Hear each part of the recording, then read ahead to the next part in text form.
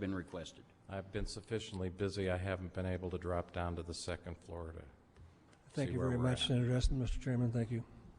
Thank you. Further questions?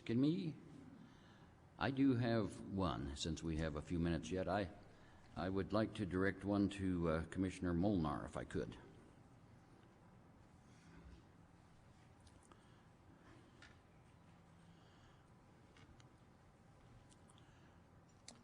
Mr. Chairman, members of the committee. This question would be about potential PSC participation, obviously, but beyond the questions of legality, you have long experience there. So if we just get to the practical idea of PSC playing a regulatory role here without worrying about whether it's legal or not federally, what are the practical considerations based on your experience that would make it either difficult for PSC to do it or possible for PSC to do it? Mr. Chairman, thank you for the question. That is pretty much what my focus was going to be. And the issues that I see is that after the federal preemption, we were still allowed household goods and taxi. To go into the statute on household goods and make this commodity labeled a household good specifically brings it back under our control. When a moving company picks up at your home to move you across the state, the medicine in your medicine cabinet is part of a household good. Will that satisfy the feds? We don't know. It would satisfy the state statute, I believe.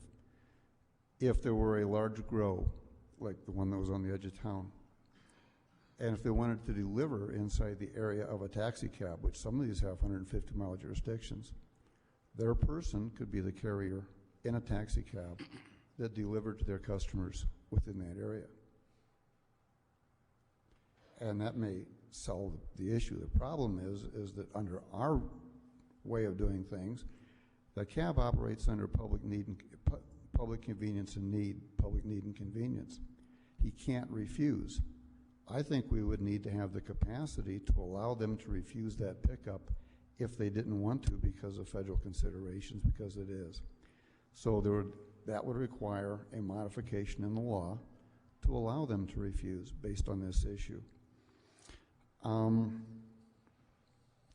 The Grouse Mountain Lodge is part of where that finding by the courts was that if say the Holiday Inn had a van that picked up people at the airport, they're not regulated by us. So if a grower has a van and delivers, he's not regulated by us, but he's not the Holiday Inn. He's regulated.